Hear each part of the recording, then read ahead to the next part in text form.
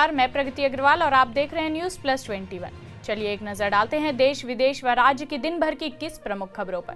गुजरात सरकार को supreme court का झटका, लव जिहाद लॉ पर हाई कोर्ट के फैसले पर रोक लगाने से इनकार। कुंदर की विधानसभा में 700 ग्रामीण नहीं डाल सके वोट, बीएलओ पर लगाया लिस्ट से नाम हटाने का आरोप। बॉबी देओल, सानिया मल्होत्रा और विक्रांत मैसी की फिल्म का ट्रेलर हुआ रिलीज, शाहरुख खान कर रहे प्रोड्यूस। केजरीवाल ने कांग्रेस बीजेपी एसएडी पर बोला हमला, कहा 70 साल में इन्होंने कुछ नहीं किया। राजीव युवा मितान क्लब के अध्यक्ष होंगे भूपेश बघेल, उपाध्यक्ष बने उमेश पटेल। छत्तीसगढ़ में आज तहसीलदारों की हड़ताल, स्कूल कॉलेज छोड़ सभी दफ्तरों में ताले।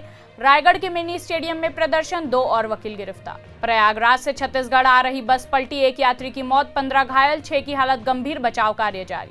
कोरबा के बालको पावर प्लांट में हादसा, काम करते वक्त मशीन में दबने से कर्मचारी की मौत। एटक यूनियन ने की मुआवजे और नौकरी की मांग। वैलेंटाइन डे पर बजरंग दल की चेतावनी, पार्क, मॉल और पब के बाहर पुलिस तैनात। प्रधानमंत्री की टिप्पणी, कांग्रेस का फडणवीस के घर के बाहर प्रस्तावित प्रदर्शन स्थगित। महाराष्ट्र के डीजीपी ने फेसबुक पर एटीएस में रिक्त पदों के लिए इच्छुक अधिकारियों से आवेदन मांगे। एक्सिस बैंक खरीदने जा रहा है सिटी ग्रुप का भारत में रिटेल बैंकिंग बिजनेस, अगले कुछ हफ्तों में होगा ऐलान। हजारीबाग में रुपेश पांडे हत्याकांड में बढ़ी उलझन, आगजनी के बाद फिर धारा 144 हुआ लागू। मध्य प्रदेश में तेज रफ्तार कार अनियंत्रित होकर पलटी, हादसे में नवविवाहित दंपति समेत 4 की मौत। बंगाल में 4 में से 2 निगम चुनाव में खाता भी नहीं खोल पाई बीजेपी, टीएमसी की हुई है प्रचंड जीत, ममता बनर्जी ने दी बधाई। छत्तीसगढ़ में शराबबंदी को लेकर बीजेपी नेता नंद कुमार ने कांग्रेस पर साधा निशाना। बजट के बाद गवर्नर दास से मिली निर्मला सीतारमण, क्रिप्टो करेंसी को लेकर हुई चर्चा। जालंधर पहुंचा पीएम नरेंद्र मोदी का हेलीकॉप्टर।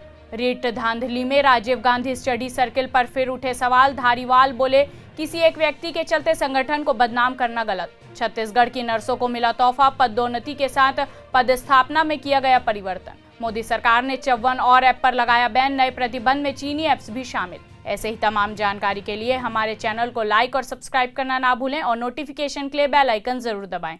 देखते रहिए न्यूज प्लस 21, आपके हक की बात।